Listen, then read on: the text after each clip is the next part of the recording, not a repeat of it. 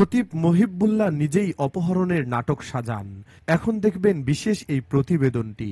গাজীপুরের টঙ্গীর টি&টি বাজার জামে মসজিদের খতিব মোহাম্মদ মহিবুল্লাহ মিয়াজি অপহরণ হয়েছিলেন বলে দাবি করা হলেও পুলিশ বলছে ভিন্ন কথা। এই খতিবের অপহরণ ও উদ্ধার বিষয়ে সংবাদ সম্মেলন করেছে গাজীপুর মেট্রোপলিটন পুলিশ জিএমপি। গতকাল সকালে জিএমপি হেডকোয়ার্টারে সংবাদ সম্মেলনে এ বিষয়ে তথ্য তুলে ধরেন জিএমপির ক্রাইম অ্যান্ড অপারেশন বিভাগের অতিরিক্ত পুলিশ কমিশনার মোহাম্মদ তাহিরুল হক চৌহান। এতে উপস্থিত ছিলেন উপ police commissioner Mohammad Zahid Hossain Bhuiyan, Mohammad Mohiuddin Ahmed, S M. Shafiul Islam. সংবাদ সম্মেলনে জানানো হয়, টঙ্গী পূর্ব থানাধীন মোরকুন টি&টি বাজারে মসজিদের খতিব মোহাম্মদ মহিবুল্লাহ মিয়াজি অপহৃত হয়েছেন দাবি করে গত 24 অক্টোবর টঙ্গী পূর্ব থানার এজাহার দায়ের করলে তা থানায় রেকর্ড করা হয়।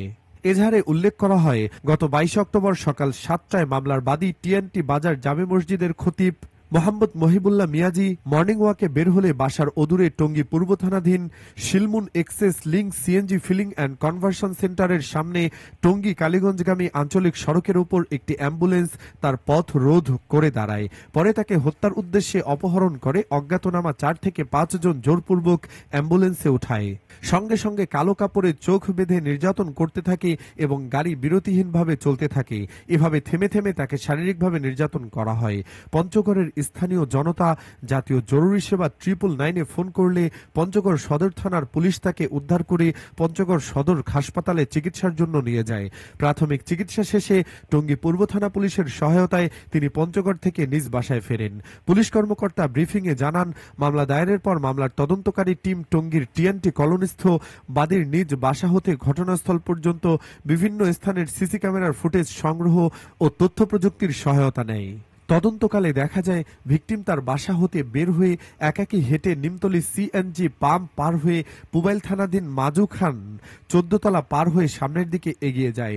বাদী তার এজাহারে 4 থেকে 5 জন ব্যক্তি কর্তৃক তাকে অ্যাম্বুলেন্সে তুলে যাওয়ার কথা উল্লেখ করলেও ওই সময়ের 3 ঘন্টার মধ্যে কোনো ধরনের অ্যাম্বুলেন্সের চলাচল সিসি ক্যামেরায় দেখা যায়নি। 22 অক্টোবর ঢাকার বিভিন্ন অবস্থান শ্যামলী বাস কাউন্টার, বগুড়ার হোটেলের যাত্রাবিরতির সিসিটিভি ফুটেজ, বাস চালক ও সহকারীদের সাক্ষ্য, পঞ্চগড়ের গতিবিধি ইত্যাদি যাচাই বাছাই করা হয়। তথ্য অনুযায়ী রাত আনুমানিক 11:30 থেকে 12টার মধ্যে পঞ্চগড় জেলার সর্বশেষ বাস স্টেশনে নেমে তিনি সামনের দিকে হাঁটতে থাকেন।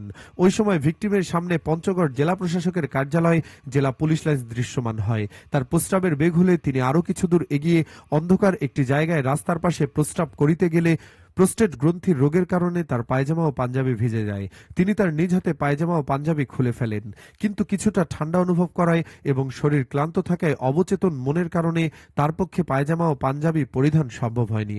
এ সময় রাস্তায় কুড়িয়ে পাওয়া সোনালী রঙের একটি শিকল পায়ে জড়িয়ে রাস্তার পাশে ঘুমিয়ে পড়েন। ঘুম থেকে জেগে তিনি নিজেকে দেখতে পান তিনি পঞ্চগড় সদর হাসপাতালে আছেন। হাসপাতালে ওলামায়ে কেরামগণ তাকে জিজ্ঞাসাবাদ করলে তার অবচেতন মনে তিনি বিভিন্ন ধরনের কথাবার্তা বলেন। বর্তমানে মামলাটি তদন্তাধীন রয়েছে। ওই ব্যক্তির বক্তব্য যাচাই বাছাই করা হচ্ছে। এই ঘটনায় অন্য কোনো ব্যক্তি বা গোষ্ঠী জড়িত রয়েছে কিনা বা কি উদ্দেশ্যে কার প্ররোচনায় এ কাজ করেছেন তা এখন স্পষ্ট নয়। আরও অধিক তদন্তের মাধ্যমে পুরো বিষয়টি স্পষ্ট করে পরবর্তীতে প্রয়োজনীয় আইনগত ব্যবস্থা নেওয়া হবে। এতক্ষণ আমাদের সাথে থাকার জন্য আপনাদের সবাইকে ধন্যবাদ।